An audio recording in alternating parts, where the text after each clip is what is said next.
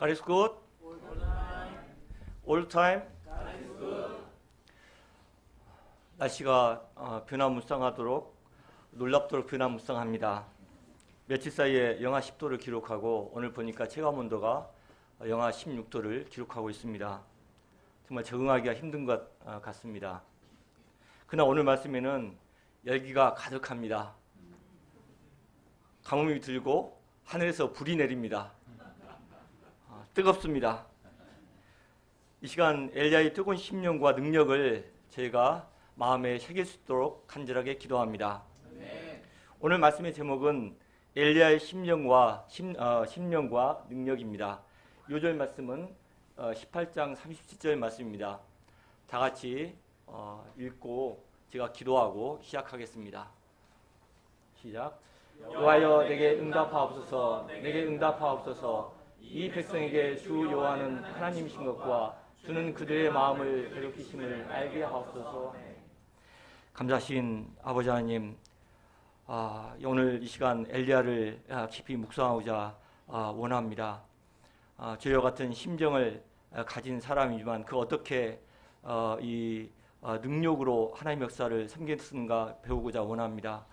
좀 이 시간 저에게 엘리야와 같은 기도형을 허락하시고 제 간절한 심령을 제 가운데 허락하시기를 간절하게 기도합니다.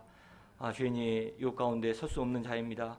저를 긍휼히 여기시고 제가 당신의 말씀을 이제 성령에 의지하여서 증거할 수 있도록 도와주시기를 간절하게 기도합니다. 이 시간을 축복하여 주시옵소서. 감사합니다. 예수님 이름으로 기도했습니다. 지난주 강의에서 우리는 아합 왕에 대해서 배웠습니다. 그는 어떤 왕이었습니까? 16장 33절은 간단하게 이렇게 표현하고 있습니다. 그가 또 아세라상을 만들었으니 그는 이전에 이스라엘의 모든 왕보다 심히 이스라엘 하나님을 여호와를 노하게 하였더라. 그는 한마디로 악의 끝판왕이었습니다. 그의 타락의 시작은 시돈 왕인 엣바알의 딸인 이세벨과 결혼하면서부터 시작되었습니다. 우리가 솔로몬의 타락에서 보았듯이 솔로몬의 타락도 이방 여인과 결혼해서 시작됩니다. 아합도 그러합니다. 그런데 만일 그가 믿음의 여인과 결혼했더라면 그의 유유부단한 성품을 볼 때 하나님을 경외할 수도 있었다라는 생각이 듭니다. 그러나 이세벨은 바알 종교에 헌신되고 유독 표독한 여인이었습니다. 그 한 여인으로 말미암아 이스라엘 온 땅은 바알 숭배가 퍼져 이스라엘의 국교가 바알과 아세라 신앙으로 변질되기까지 하였습니다. 이스라엘은 건국 이래로 최악의 영적인 위기 상황에 처하게 됩니다. 이렇게 험난한 시기에 선지자 엘리야가 나타납니다. 그 외침은 다름이 아닌 누가 참 신인가, 하나님이냐 바알이냐, 백성들에게 결정하도록 담대하게 도전하는 것입니다. 누가복음 1장을 보면 세례 요한에 대해서 그가 또 엘리야의 심령과 능력이라고 언급을 하고 있습니다. 여기서 엘리야의 심령과 능력이 도대체 무엇을 가리키는 것일까요? 이 시간 말씀을 통하여서 엘리야의 하나님이 어떤 분이신가 깊이 묵상하는 시간이 되기를 간절하게 기도합니다. 제1장 엘리야를 훈련하시는 하나님, 엘리야의 심령, 17장 말씀입니다. 엘리야는 누구입니까? 보통 성경에서 인물을 말할 때는 족보를 내보이며 누구누구 아들이라고 말합니다. 누구누구의 손자, 누구누구 아들이라고 얘기를 합니다. 그런데 엘리야에 대해서 말할 때는 길르앗에 우거하는 자라고만 간단하게 표현하고 있습니다. 이후에 일어날 큰 역사를 비할 때 그는 너무 갑작스럽게 등장하는데 우리는 놀라게 됩니다. 엘리야란 여호와가 나의 하나님이시다라는 뜻입니다. 그의 갑작스러운 등장도 놀랍지만 그의 말하는 투도 도전적이며 당당합니다. 갑자기 나타난 엘리야는 아합 왕에게 이렇게 말합니다. 내 말이 없으면 수년 동안 비도 이슬도 있지 아니하리라. 우리가 알듯이 팔레스틴은 물이 매우 귀한 지역입니다. 10월, 11월에는 이른 비가 내리고 3월, 4월에는 늦은 비가 내립니다. 이 기간 동안에 비가 내리지 않으면 농사를 지을 수가 없고 한 해 농사를 망치게 됩니다. 수년 동안 가뭄이 계속된다면 생존하기까지도 힘이 듭니다. 그런데 엘리야는 비뿐만 아니라 이슬도 잊지 않으리라고 선포합니다. 이 지역에서 비와 이슬은 농사를 짓는데 절대적으로 필요하므로 성경에는 비와 이슬이 단짝으로 자주 등장합니다. 가나안 지역에서 가뭄은 신들이 내리는 저주로 간주되었습니다. 특히 바알이 비와 이슬을 내려서 농경사회에 풍요와 번영을 준다고 믿었습니다. 그래서 이스라엘 백성들도 풍성한 소출을 얻기 위해서 지극정성으로 바알을 숭배합니다. 그런데 엘리야가 내 말이 없으면 비도 이슬도 내리지 않는다라고 선포한 것입니다. 이것은 바알이 비를 내려준다고 믿는 바알 신앙에 대한 정면 도전이며 비와 이슬을 주관하시는 분은 여호와 하나님이시지 결코 그들이 숭배하는 바알이 아니라는 것을 분명하게 나타내고자 하는 것입니다. 그리고 엘리야는 자기가 하는 말과 믿음의 기도를 하나님이 들으시고 그대로 이루실 것을 믿고 바알에게 도전하였습니다. 그는 하나님께 대한 믿음이 있었습니다. 믿음으로 무엇이든지 할 수 있는 자신이 있었습니다. 그의 이러한 갑작스러운 등장과 우상 숭배하는 아합에 대한 과감한 도발은 마치 그들 사이에 곧 전쟁이 일어날 것만 같은 분위기를 만들어냅니다. 그런데 하나님은 이런 엘리야를 보고 무엇을 하라고 하셨습니까? 우리 다 같이 3절 4절을 한번 읽어보시겠습니다. 시작. 너는 여기서 떠나 동쪽으로 가서 요단강 그리 시내가에 숨고 그 시내물을 마시라. 내가 까마귀들에게 명령하여 거기 너를 놀리게 하리라. 믿음으로 도전하는 엘리야에게 하나님은 가서 싸우라 명하지 않고 오히려 그리 시내가에 숨어서 지내라고 말씀하십니다. 그리 시내가는 아합이 찾을 수 없는 외진 곳입니다. 또 그 기간이 얼마인지는 알 수도 없습니다. 먹고 사는 것도 자기가 해결할 수 없어서 하나님이 아침 저녁으로 까마귀를 통해서 떡과 고기를 공급해 주신다고 하십니다. 열정이 넘쳐 무엇인가 할 수 있었을 것 같은 엘리야가 이제는 미물인 까마귀를 의지해야만 하는 처지가 되었습니다. 우리가 보면 새 중에도 멋진 새가 참 많습니다. 고상한 자태를 자랑하는 백조, 하늘의 왕자 독수리도 있습니다. 그런데 왜 하필이면 여러 새 중에서 까마귀를 선택한 것입니까? 까마귀가 엘리야를 먹일 만한 새인가 성경에서 한번 찾아봤습니다. 성경의 기록을 보면 까마귀는 먹을 것을 보면 개걸스럽게 잡아먹는 맹금류입니다. 잠언 30장에 나왔습니다. 까마귀는 부정한 짐승이며 레위기 11장 주님은 자기 백성들에게 까마귀를 먹지 말라고 명하셨습니다. 신명기 14장입니다. 까마귀는 곤충과 썩은 고기를 먹고 사는 새입니다. 까마귀는 조금밖에 먹을 것을 가져올 수 없습니다. 또 까마귀는 자기 새끼조차 돌보지 않는 새라고 기록됩니다. 어떻습니까? 이런 새에게 자신의 목숨을 의지할 만합니까? 까마귀에 대한 위의 기록은 까마귀가 엘리야에게 먹을 것을 가져오는 것이 불가능한 것을 열거하는 것입니다. 설령 까마귀가 먹을 것을 가져다 준다 하더라도 여러분은 먹을 생각이 있겠습니까? 엘리야는 본능적으로 먹고 싶어 하지 않을 것이라는 뜻이기도 합니다. 그러나 하나님은 불가능한 가운데서도 주권적으로 까마귀를 선택해서 엘리야를 돌보게 하셨다는 데 핵심이 있습니다. 시편 135편 6절은 이렇게 말합니다. 여호와께서 그가 기뻐하시는 모든 일을 천지와 바다 모든 가운데서 다 행하셨도다. 또 이 말씀은 하나님의 길은 우리가 바라는 길과 너무나 달라 보인다는 것입니다.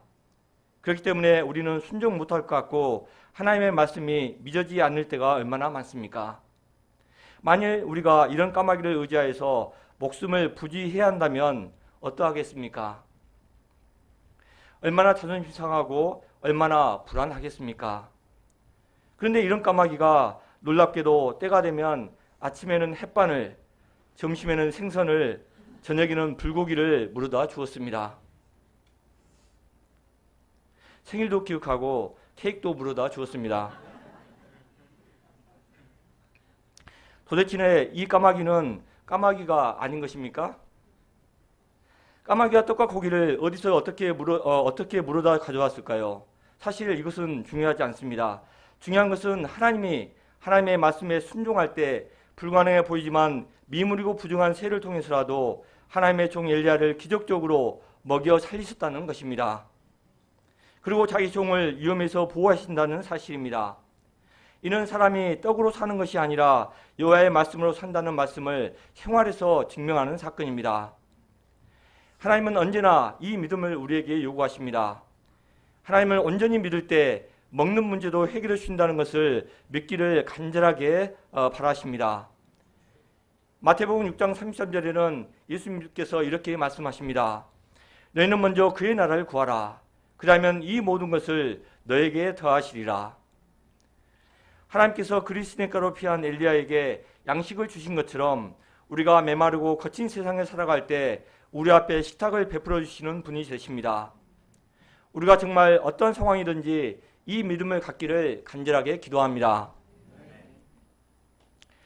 시간이 흐르자 엘리야는 이제는 까마귀와도 친해졌습니다. 이제는 하나님이 미물인 까마귀를 통해서라도 먹이신다는 것을 체험함으로 믿음이 더욱더 충만해졌습니다. 까마귀도 다스리는 하나님을 체험하자 뭐든지 할 것 같았습니다. 그런데 이가 다 아니었습니다. 땅에 비가 내리지 않으므로 얼마 후에 졸졸 흐르던 시내마저 마침내 마르게 되었습니다. 이제 마실 물도 없게 되었습니다. 물이 없으면 죽습니다. 그러니 얼마나 그가 기도를 하였겠습니까? 이때 다시 하나님의 말씀이 엘리야에게 임하였습니다. 하나님은 엘리야에게 시돈에 속한 사르밧으로 가서 거기서 머물라고 하였습니다. 9절을 보면 하나님은 그곳에서 있는 과부에게 명령하여 엘리야에게 음식을 주라고 하셨다고 말씀하셨습니다. 지금까지 하나님은 까마귀를 통해서 엘리야를 먹이셨지만 이제는 가난한 과부를 통해서 먹이시다고 하십니다. 사르밧은 시돈에서 남쪽으로 13km 떨어진 지중해 해안 마을입니다. 이곳은 두로와 시돈 사이에 있는 지중해 해변 도시로 바알 숭배의 본산지인 페니키아 땅으로 알려져 있습니다. 하나님은 어찌된 셈인지 엘리야를 바알 숭배의 본거지로 보내셨습니다. 아합과 이세벨은 열심히 엘리야를 추격하였을 것인데 여호와를 섬기는 엘리야가 바알 숭배의 본거지로 갔을 것이라고는 상상하지 못했을 것입니다. 페니키아에서 바알은 비와 풍년의 신으로 알려져 있습니다.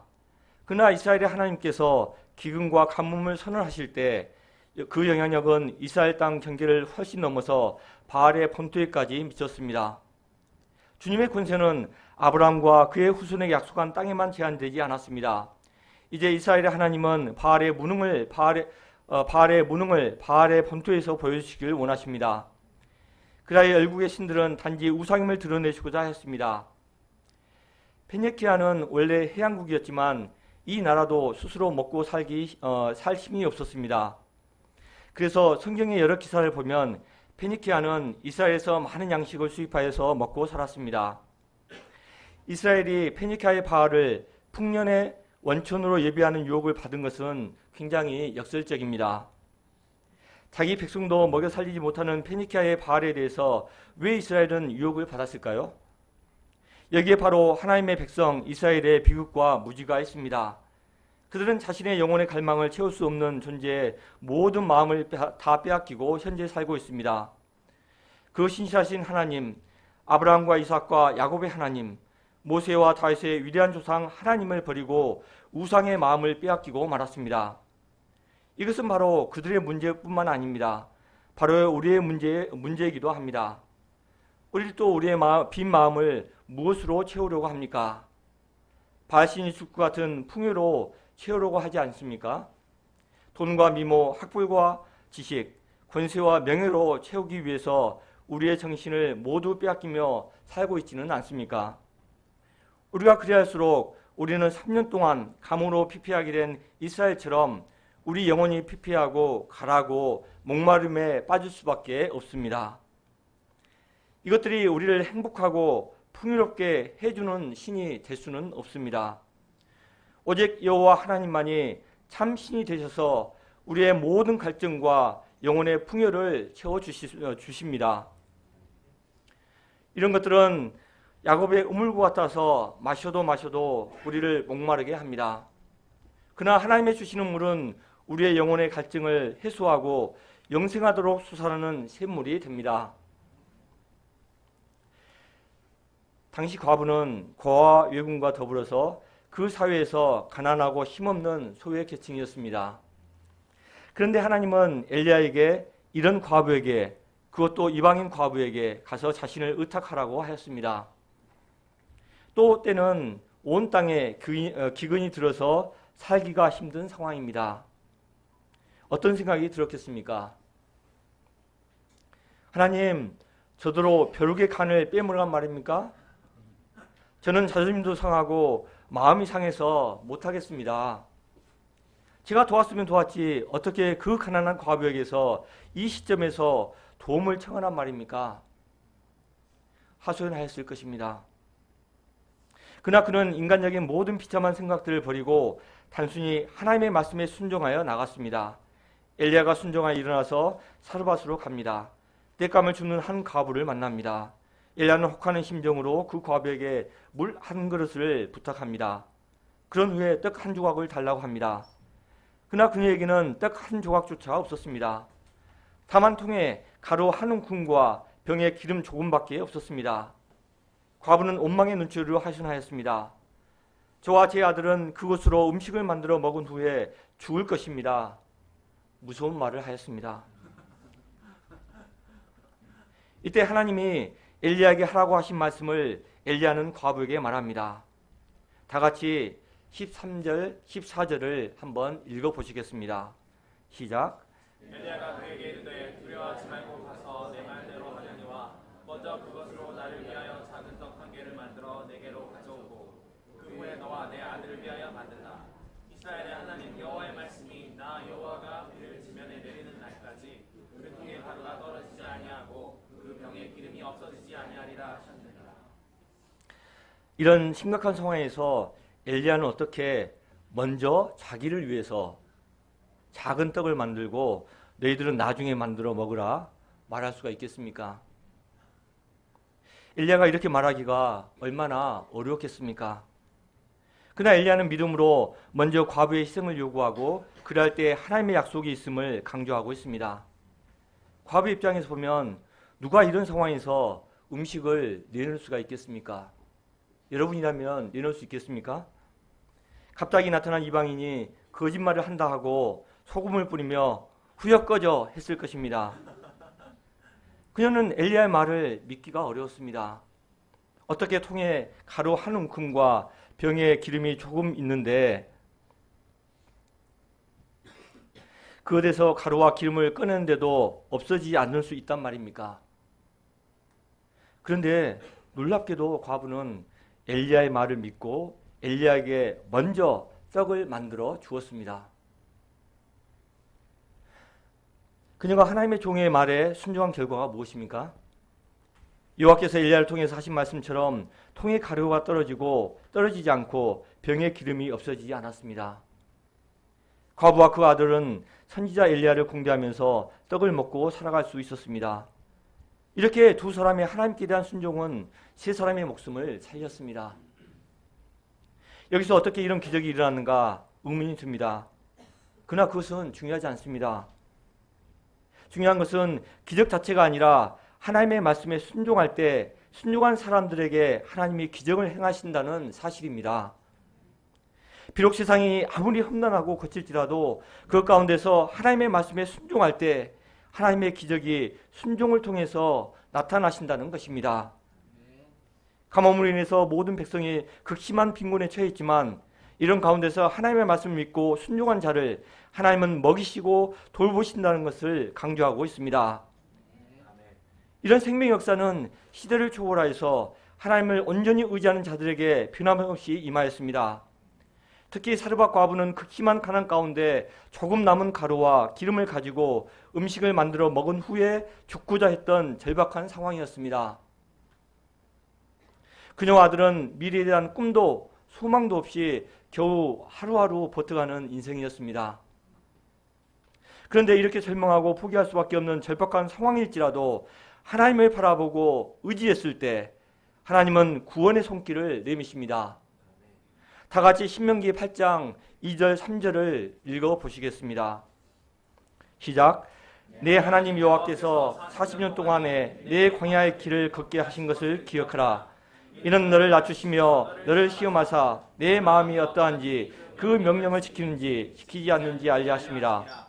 너를 낮추시며 너를 줄이게 하시며 또 너도 알지 못하며 내 조상도 알지 못하던 만나를 먹게 하신 것은 사람이 떡으로만 사는 것이 아니요 여호와 입에서 나오는 모든 말씀으로 사는 줄을 내게 알게 하심이라. 우리가 광야같이 춥고 메마른 땅, 낮은 땅에 낮은 곳에 있지는 않습니까?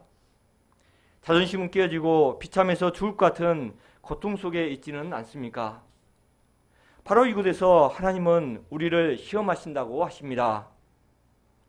이 어려운 상황에서 우리가 하나님을 믿을 때 이 낮고 비참하고 고통스러운 곳, 줄이고 배고픈 곳, 죽을 것 같은 이곳이 하나님의 기적을 가장 체험하기 좋은 장소라는 것을 잊지 말라고 말씀하십니다. 우리가 여호와 입에서 나오는 모든 말씀을 믿을 때 우리는 우리가 정말 떡으로만 사는 것이 아니라 하나님의 입에서 나오는 모든 말씀으로 사는 존재라는 것을 체험할 수가 있습니다. 그때 우리는 누구도 경험하지 못했던 신령한 만나를 먹을 수가 있습니다. 그리고 두려우신 하나님, 영광스러운 하나님을 체험할 수 있습니다. 우리가 일상에서 이 하나님을 체험할 수 있기를 간절하게 기도합니다. 이제 믿음으로 새 사람이 먹고 살게 되었고 까마귀도 가끔 놀러 오게 되었습니다. 그런데 이렇게 살만하자 또 다른 문제가 등장하게 됩니다. 엘리야가 머물고 있던 집 과부의 아들이 갑자기 병들어 죽게 되었습니다. 아들이 죽자 평화는 깨어지고 여인은 울고 불며 난리를 쳤습니다. 그리고 엘리야와 하나님을 원망합니다. 자신 같은 죄인은 조용히 죄 속에 살다가 죄로 인해서 죽어가는 것이 마땅한데 왜 이때 하필이면 엘리야가 찾아와서 거룩하신 하나님 앞에서 자신의 죄가 드러나고 그 죄값으로 아들이 죽었다고 말도 안 되는 한탄을 한 것입니다. 자식을 잃은 한 과부의 슬픔은 이해가 갑니다. 그러나 이것은 진실이 아닙니다. 그녀는 마음이 미어지고 아들을 잃은 아픔이 너무 커서 이렇게 토로하였던 것입니다. 여인은 이런 사실을 잘 알고 있었습니다. 그들의 생명이 연장된 것은 하나님의 은혜 때문입니다. 하지만 고통이 심하면 사람이 이성을 잃어버리고 정신을 잃어버립니다. 그리고 없는 말, 쓰디쓴 말을 쏟아냅니다. 우리가 정말 간과 쓸개를 내주면까지 양들을 섬기지만 어떻습니까? 우리는 양들이 우리를 인정해주고 고맙습니다, 감사합니다 라는 말을 듣고 싶어 합니다. 그렇게 합니까? 제가 경험한 바로는 많은 경우가 전혀 그렇지 않습니다.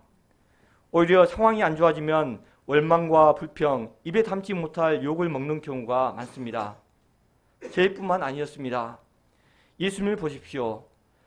백성들과 제자들 위해서 목숨을 내어놓았지만 침뱉음 받고 배반당하고 짹짹질을 당하였습니다.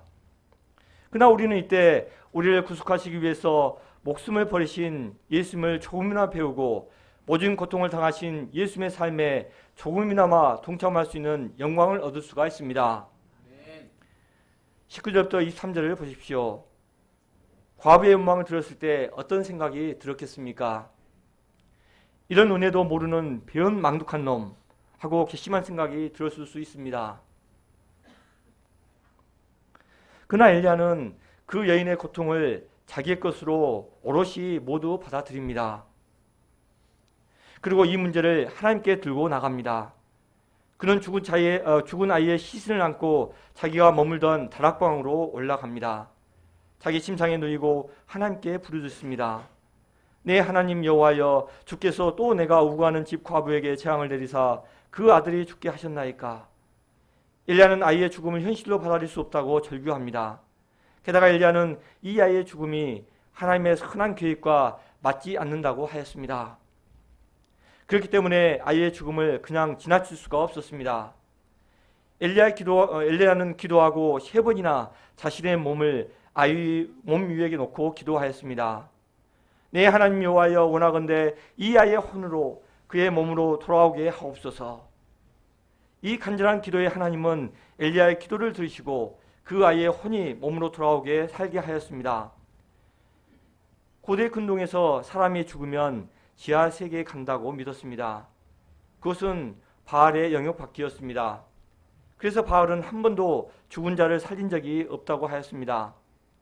죽은 아이를 살리심으로 하나님이 참 신이심을 나타냈을 뿐만 아니라 하나님은 엘리야의 기도를 들어주셨습니다. 이처럼 하나님은 우리의 기도를 들어주시는 자상하고 인격적인 하나님이 되십니다. 이 하나님께 찬양과 경배를 돌려드립니다. 죽었던 아들이 다시 살아나자 과부는 엘리야에게 이렇게 고백합니다. 다 같이 24절을 한 목소리로 크게 한번 읽어보시겠습니다. 시작. 내가 이제야 당신은 하나님의 사람이시요 당신의 입에 있는 여호와의 말씀이 진실한 줄 아노라 하시라. 과부의 이 고백은 열왕기상 17장에 대한 유학으로 엘리야는 진정 하나님의 사람이라는 것입니다.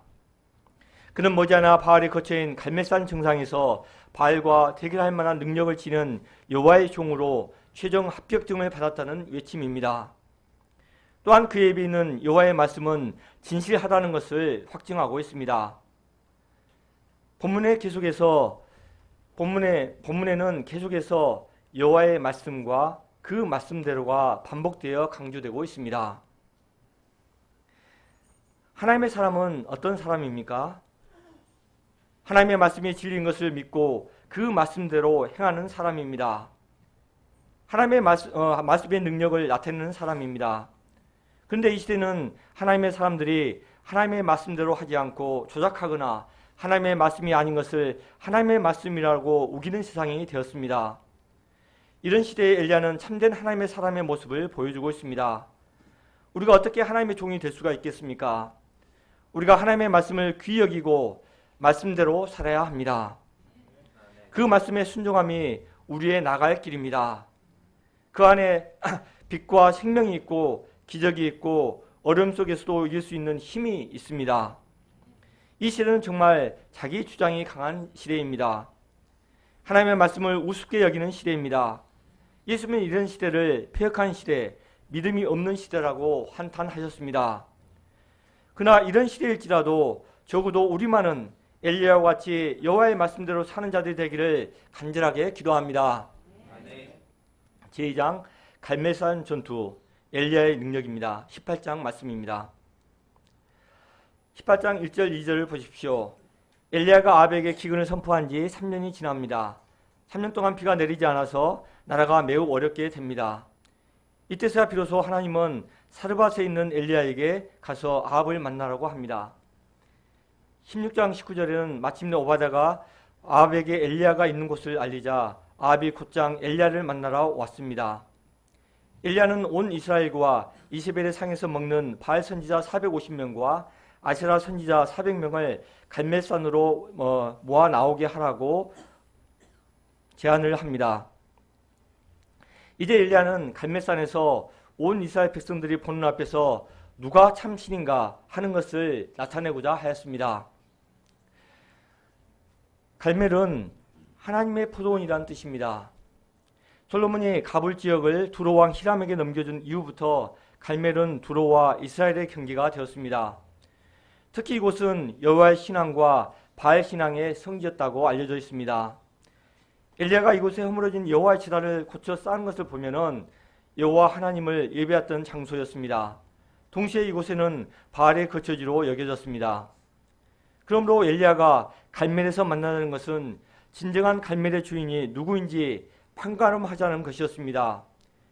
여호와인가 아니면 바알인가? 아합은 엘리야와 약속대로 이스라엘의 모든 자손들을 갈멜산으로 부릅니다. 그들이 모인 이유는 여호와와 바알 중 과연 누가 진정한 참신인가를 구경하기 위해서였습니다. 엘리야는 갈멜산에 모여든 백성들에게 당당하게 도전합니다. 너희가 어느 때까지 둘 사이에서 머뭇머뭇하려느냐? 여호와가 만일 하나님이면 그를 따르고 바알이 만일 하나님이면 그를 따를지니라. 양다리 걸치지 말고 여호와와 바알 중에 선택하라고 했습니다. 한 사람이 두 주인을 섬길 수 없다고 마태복음 6장 24절은 말하고 있습니다. 또 계시록 3장 15절 16절은 차지도 않고 덥지도 않는 미지근한 신앙을 가진 사람을 하나님은 토해내어서 내치신다고 말씀하십니다. 하나님이 이처럼 전적인 사랑과 헌신을 요구하십니다. 그렇기 때문에 바알이든지 여호와든지 하나님이든지 세상이든지 분명한 선택을 해야 합니다. 그런데 백성들은 한마디도 않고 잠잠했습니다. 이것은 누가 강한지 보고 난 후에 그 상황을 지켜보고 판단하겠다는 기회주의적인 태도였습니다. 그들은 누구를 섬겨야 하는지 깊은 고민을 하지 않았습니다. 다만 비를 내려주시는 분, 자신들에게 풍요와 번영을 가져다 주신 신이 참 신이라고 생각을 하였습니다. 하나님의 백성 이스라엘 백성들이 어떻게 이렇게까지 될 수 있단 말입니까? 풍요만 강구했던 이스라엘 백성들은 결국 아브라함과 모세와 여호수아와 많은 하나님의 종들을 통해서 보여준 하나님의 영광을 잃어버렸습니다. 신앙을 잃어버린 이스라엘은 만물의 찌꺼기와 같이 헛된 우상에 절하고 풍요의 신에 자신을 욕보이는 허무함에 굴복하고 말았습니다. 이런 그들의 모습이 로마서 1장 21절에 잘 나타나고 있습니다.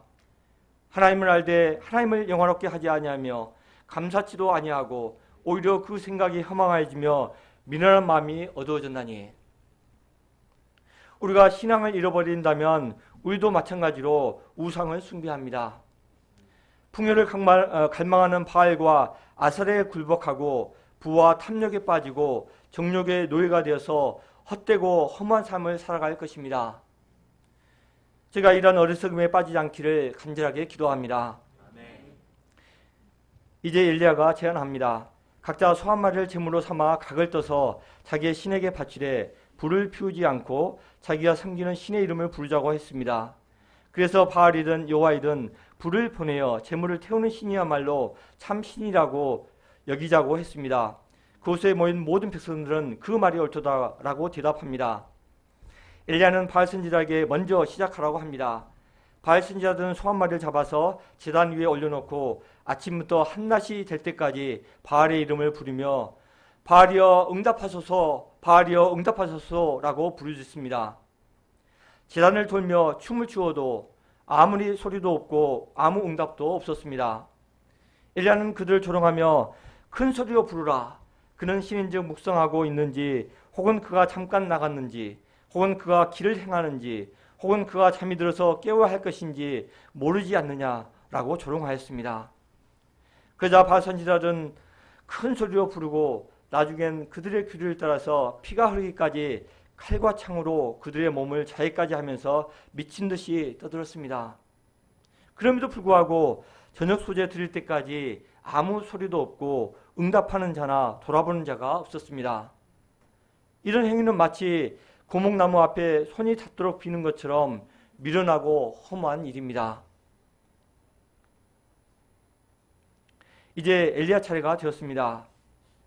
엘리야는 모든 백성들을 가까이 나오게 한 후에 무너진 여호와의 제단을 수축합니다. 이스라엘 12지파에 따라서 돌 12개를 골라서 쌓아서 제단을 만들었습니다. 허물어진 제단은 이스라엘의 허물어진 신앙을 상징하고 있습니다.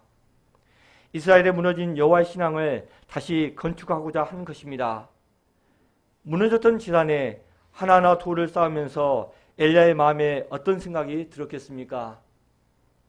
잃어버린 이스라엘의 영광, 타락한 이스라엘, 배신한 백성들로 인해서 마음이 찢어지는 않았을까요? 돌 하나하나 쌓으면서 엘리야는 하나님을 떠나서 바알을 따르는 이스라엘 백성들이 돌이켜 하나님께 예배를 드리는 백성이 되기를 눈물을 흘리며 기도하였을 것입니다. 제단을 쌓은 후에 제단 주변에 두 세야, 한 세야는 7.3리터인데 두 세야의 물을 담을 수 있는 도랑을 팠습니다. 또 나무를 버리고 송아지 각을 떠서 나무 위에 놓고 통 4세에 물을 채우다가 번제물과 나무 위에 붓게 하였습니다. 이렇게 3번을 하자 물이 제단으로 두루 흐르고 도랑에도 물이 가득 찼습니다. 이렇게 물을 흥건하게 적신 것은 불이 내려서 재물을 태우는 것은 진정한 기적이라는 것을 입증하기 위해서입니다. 저녁 소재에 드릴 때가 되자 엘리야가 제단을 향해서 나아가서 기도하기 시작합니다. 바알 선지자들이 행했던 화려한 예식도 현란한 춤도 자신의 몸을 해하는 일도 없었습니다. 단지 하나님께 간절하고 애통하며 진실하게 기도를 하고 있습니다. 오늘 요절 말씀인 36절과 37절 말씀을 다시 한번 엘리야 심정으로 한번 읽어보시겠습니다. 시작. 이스라엘의 하나님, 주께서 이스라엘 중에서 하나님이신 것과 내가 주의 종인 것과 내가 주의 말씀대로 이 모든 일을 행하신 것을 오늘 알게 하옵소서. 여호와여 내게 응답하옵소서. 내게 응답하옵소서. 이 백성의 주 여호와 하나님이신 것과 주의 그에 대한 마음을 되돌이키심을 알게 하옵소서. 엘리야는 아브라함과 이삭과 야곱의 하나님 여호와가 이스라엘의 하나님이시며 자신은 주의 종인 것과 자신의 주의 말씀대로 이 모든 일을 행하는 것을 오늘 알게 해달라고 애통한 심령으로 기도를 합니다. 여호와께서 내게 응답하셔서 이 백성들에게 주 여호와는 하나님이신 것과 주는 그들의 마음을 돌이키심을 알게 해달라고 기도했습니다. 여기서 주는 저의 마음을 돌이키게 하시는 것을 알게 하옵소서는 굉장히 독특한 문장입니다. 이 말은 하나님의 은총이 없이는 이스라엘 백성들이 하나님께 돌아갈 수 없다는 것을 말하고 있습니다. 오직 주님만이 이들을 돌이킬 수 있으므로 하나님께 간절한 은혜를 구하고 있습니다. 이처럼 엘리야는 여호와 하나님만이 참신이라는 것을 나타내기 위해서 애통해하며 온 몸부림을 쳤습니다. 타락한 이스라엘에 대한 상하고 애통한 엘리야 심정이 강렬하게 느껴지게 됩니다. 기도가 끝나자 하나님의 응답이 임했습니다. 여호와 불이 하늘로부터 떨어져서 재물과 장작과 평소에 타지 않던 돌들과 흙까지 태워버렸습니다. 도랑의 물도 말라버렸습니다. 이로써 하나님만이 하나님이시라는 것이 온 백성들에게 입증되었습니다. 이 상황을 지켜보던 백성들도 땅에 엎드려서 여호와 그는 하나님이시로다, 여호와 그는 하나님이시로다 라고 고백하고 있습니다. 그동안 이스라엘 백성들은 아합 왕과 이세벨의 헛된 가르침 속에서 바알을 숭배했지만 갈멜산 사건을 통해서 여호와가 참신이라는 것을 깨닫게 되었습니다. 엘리야의 간절한 심령으로 드린 기도에 하나님께서 응답하셨고 이스라엘 백성들은 그때야 정신이 들었습니다. 그리고 엘리야는 이스라엘 백성들에게 바알의 선지자를 도망가지 못하게 하고 기손신에서 다 죽였습니다. 바알 선지자를 처단한 후에 엘리야는 아합에게 큰 빗소리가 들리니 안심하고 올라가서 먹고 마시라고 합니다. 드디어 3년 동안 지속되었던 가뭄이 끝날 것이라는 것을 예언이었습니다.